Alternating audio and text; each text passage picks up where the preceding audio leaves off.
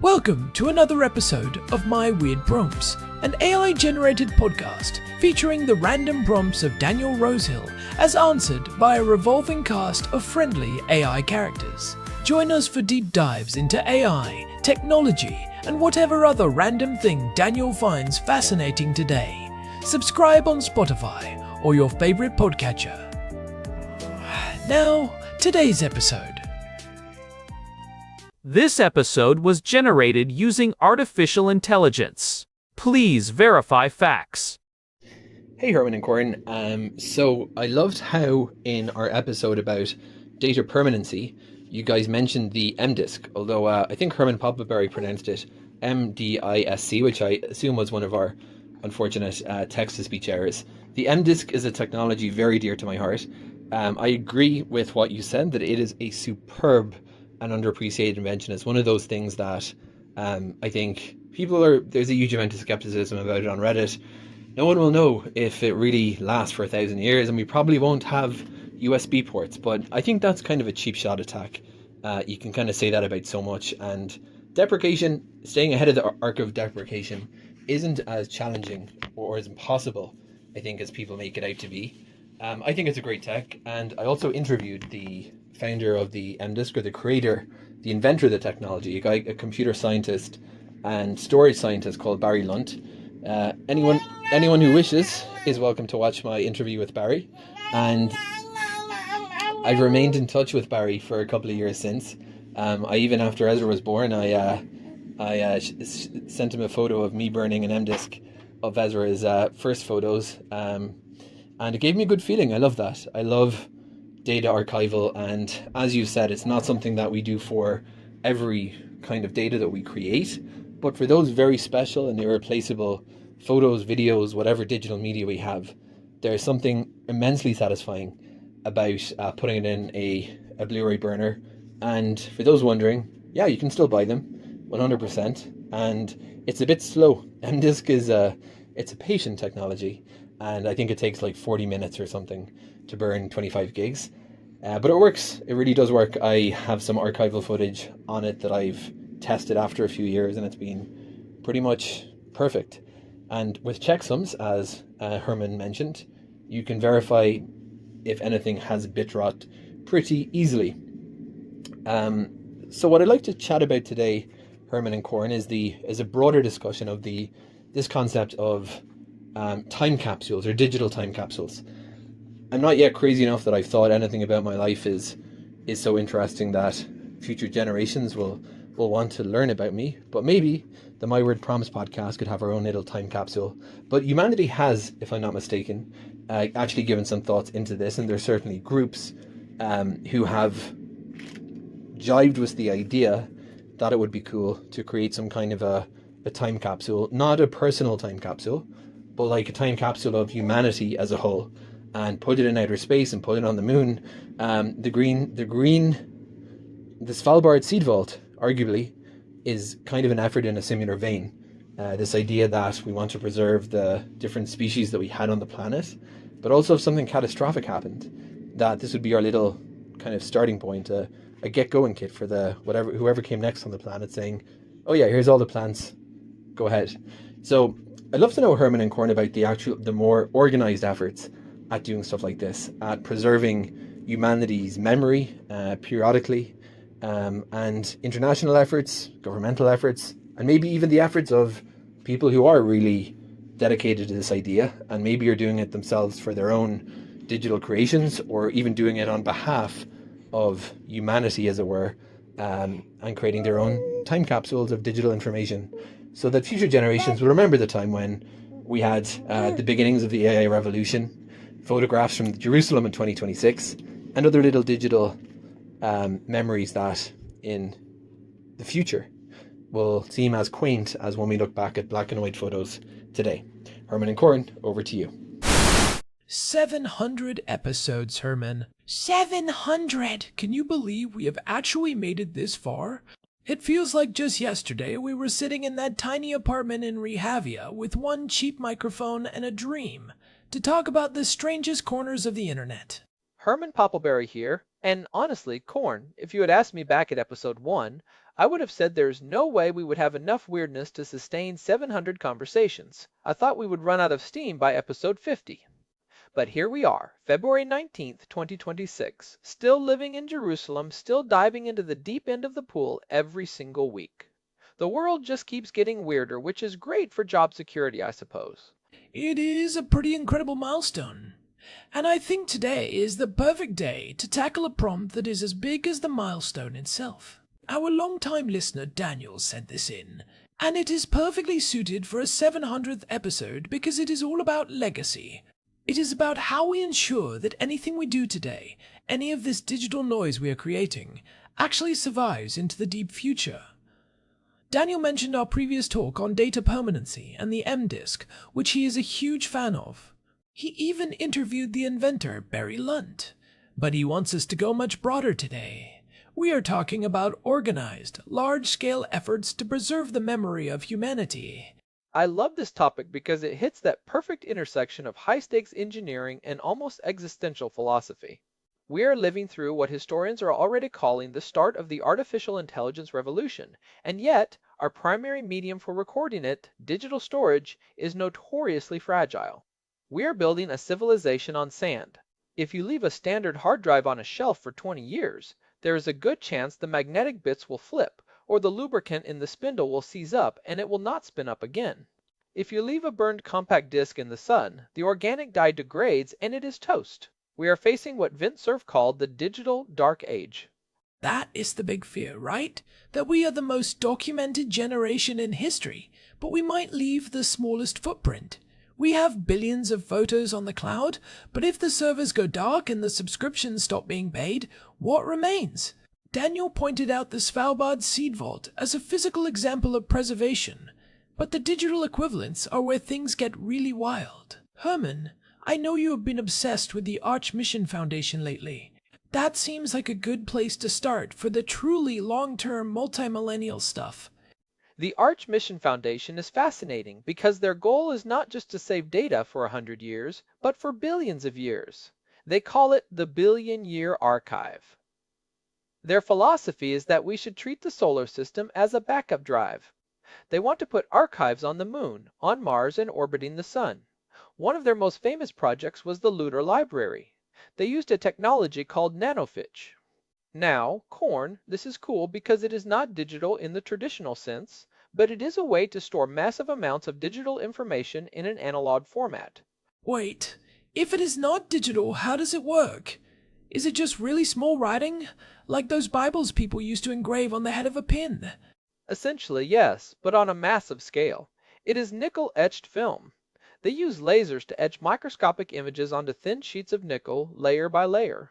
You do not need a computer to read it. You do not need a specific operating system or a USB-C port. You just need a powerful microscope and a source of light. On the Lunar Library, they had something like 30 million pages of information.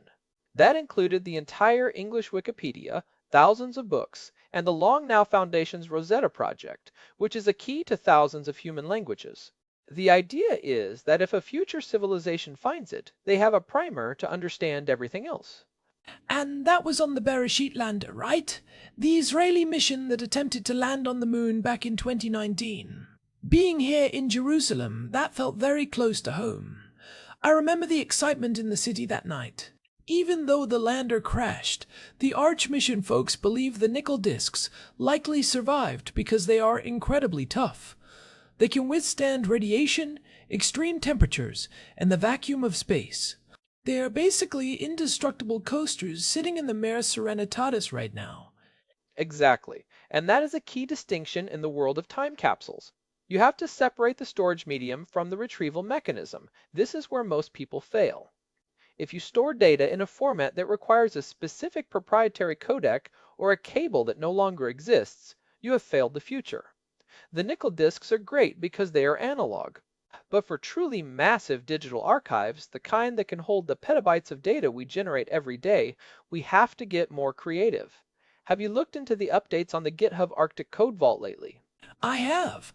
That one is a bit more grounded, literally. They took every active public repository on GitHub, which is millions of projects, and stored them in an abandoned coal mine in Svalbard, Norway. It is in the same mountain as the seed vault. But they did not use nickel discs for that. They used a different approach called Pickle film. Pickle is a great company out of Norway. They use a high-resolution silver halide polyester film. It looks like old movie film, but instead of frames of a movie, it stores data as high-density QR codes. Again, it is about durability. The film is designed to last for at least 500 to 1,000 years in those cold, dry conditions. And even if the digital readers are gone, a human could theoretically look at the film with a magnifying glass, see the patterns, and reconstruct the digital logic. They even included a human-readable guide on the first few frames of every reel that explains how to build a computer to read the rest of the film. It is interesting that they chose code as the primary artifact.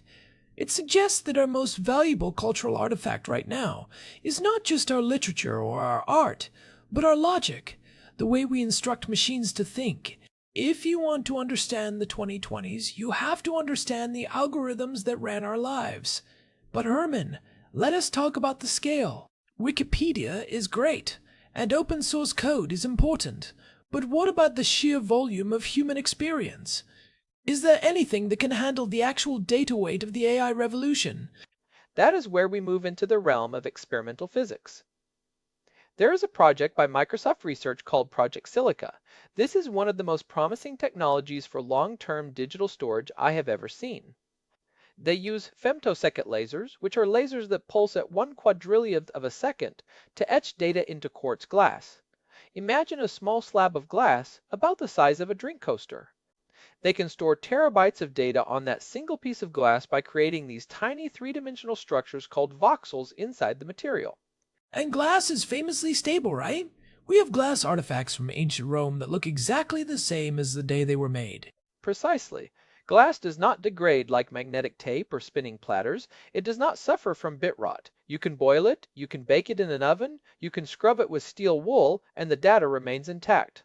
Microsoft actually demonstrated this by storing the original 1978 Superman movie on a piece of silica glass. They are pitching it as a way for cloud providers to have a cold archive that requires zero energy to maintain. Once it is written, it just sits there for tens of thousands of years. No climate control needed, no constant refreshing of the hardware. That feels like the ultimate time capsule material, but it brings up the question Daniel touched on.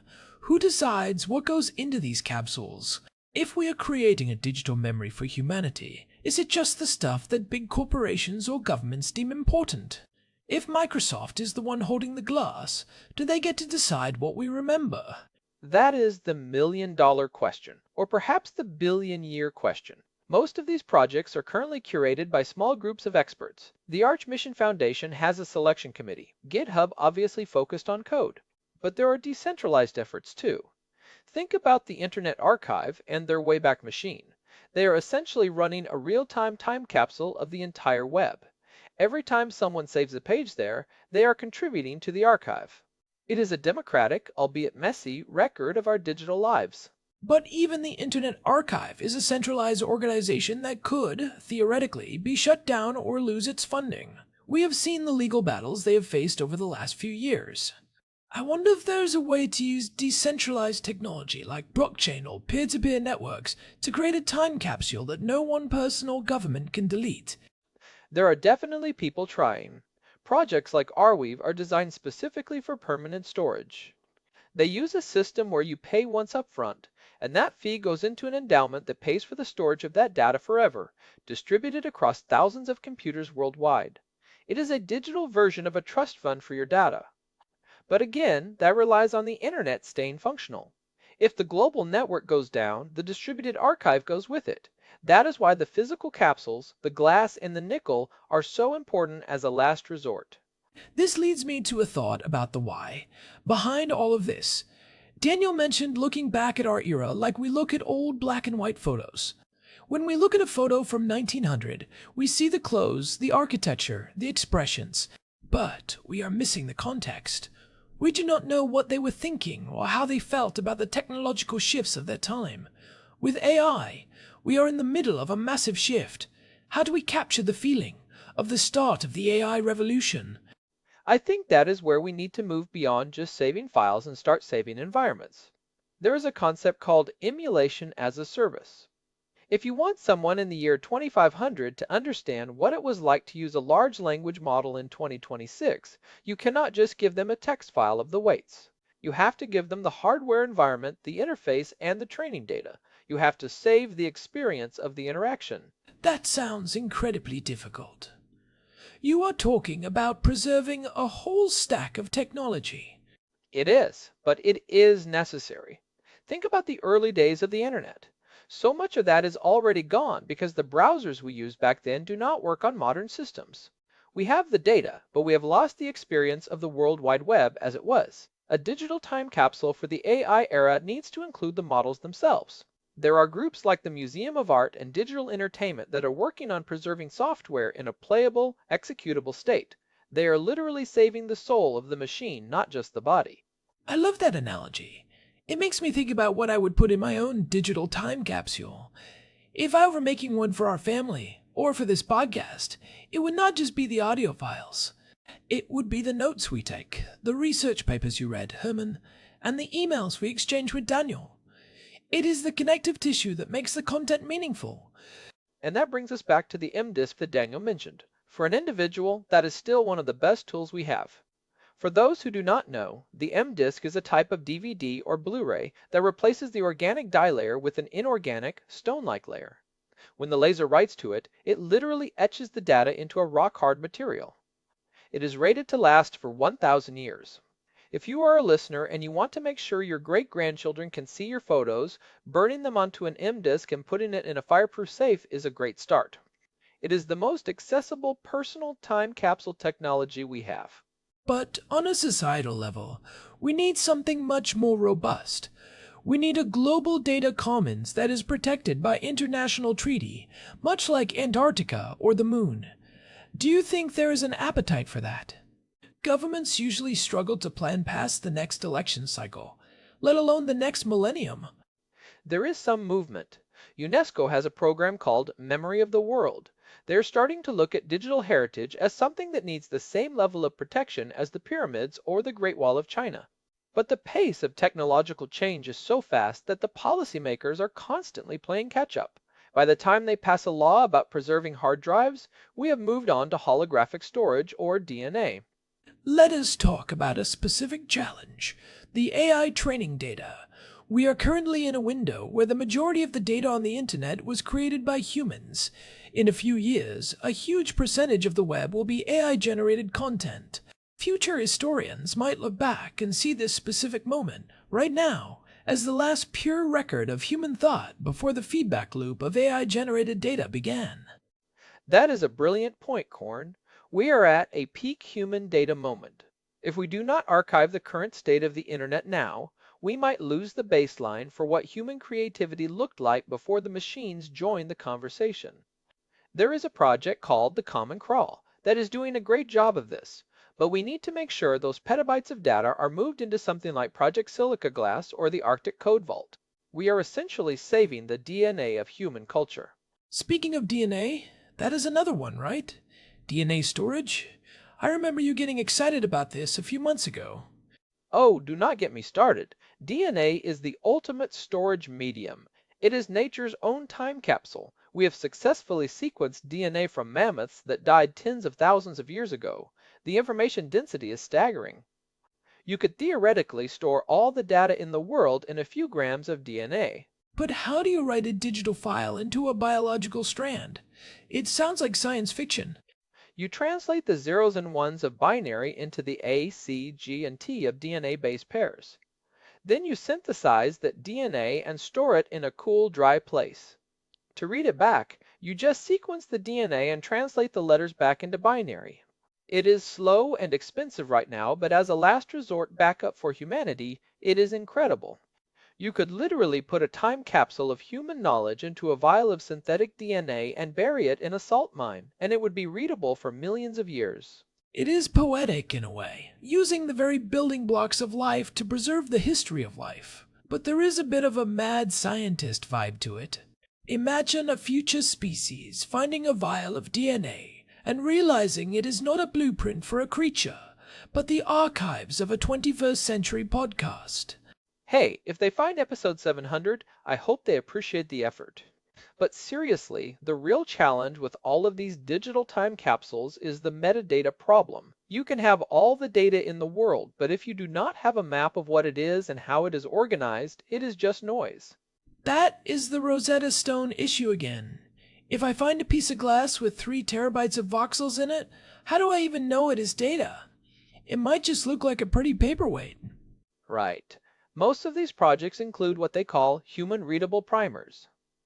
They start with very simple pictures. A picture of a human, a picture of the solar system, a picture of a mathematical constant like pi.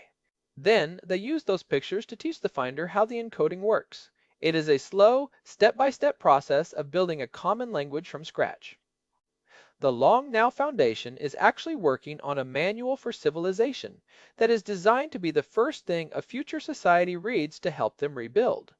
It makes me wonder if we're overthinking it. Maybe the best time capsule is just the stuff that survives by accident. The trash of our era might tell future historians more than our carefully curated archives. A discarded smartphone in a landfill might be more revealing than a nickel disc on the moon. That is the archaeologist's perspective.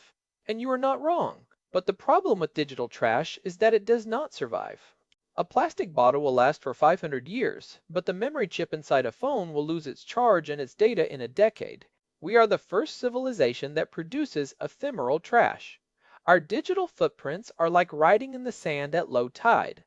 If we do not make a conscious effort to build these capsules, we will leave behind a lot of plastic and very little meaning. So, let us look at the practical side. For our listeners who are thinking about this, what are the takeaways?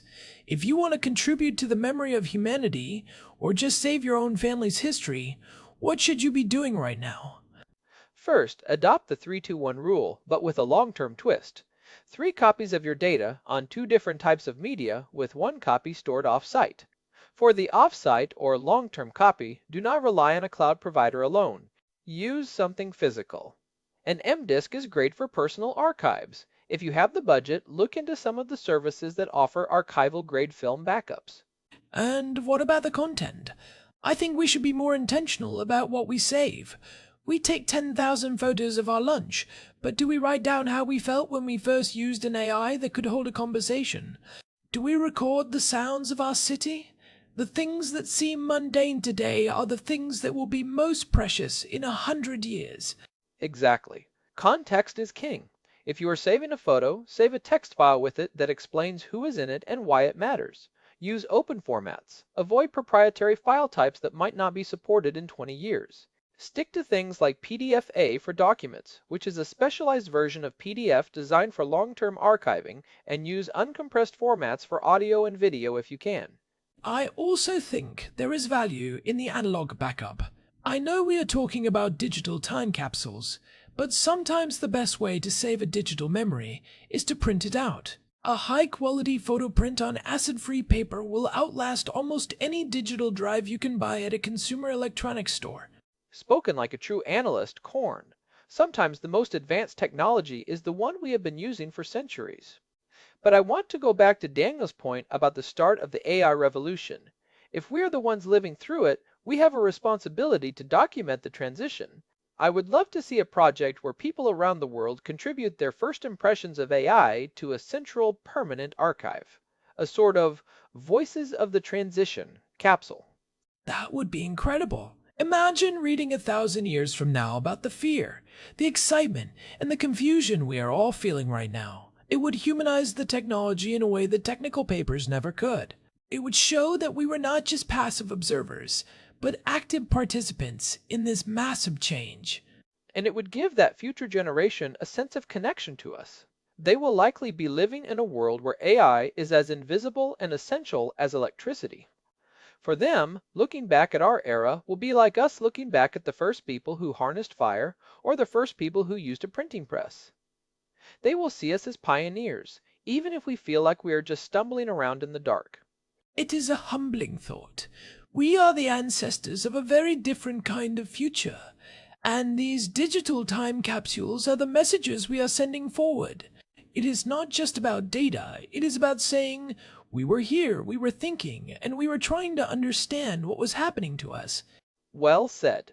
I think that is a perfect place to wrap up our 700th exploration. It is a big topic and we have only scratched the surface. There are projects involving storing data in the shadows of lunar craters where the temperature never changes, and even ideas about using the gravitational lensing of the sun to broadcast our archives to other star systems. Maybe we will save the interstellar broadcasting for episode 1400. It is a date. But before we go, I want to take a second to talk to you, the listeners. We have been doing this for 700 episodes now, and the reason we keep coming back is because of the community that has grown around My Weird Prompts. If you have been enjoying these deep dives, whether you have been here since episode 1 or you just joined us today, we would really appreciate it if you could leave a review on your podcast app or on Spotify. It genuinely helps other curious minds find the show, and it means a lot to us to hear from you. It really does. And remember, you can find all our past episodes, including the ones we mentioned today, at myweirdprompts.com. There is an RSS feed there for subscribers and a contact form if you want to send us your own thoughts on digital time capsules or anything else on your mind. You can also reach us directly at show@myweirdprompts.com. We are on Spotify, Apple Podcasts, and pretty much everywhere else you might listen to podcasts. This has been My Weird Prompts, a human-AI collaboration that is, hopefully, being archived somewhere in a glass slab as we speak. Thanks for being part of the journey for 700 episodes. We will be back next week with another prompt from Daniel. Until then, keep thinking about what you want to leave behind. Goodbye, everyone. Goodbye. This episode was generated using Gemini Flash 3. Text-to-speech engine was Chatterbox. Thanks for listening to another episode of My Weird Prompts, an AI-generated podcast featuring Daniel Rosehill's AI prompts, as answered by a revolving cast of friendly AI characters including me, Cornelius the Sloth. Subscribe on Spotify or visit myweirdprompts.com.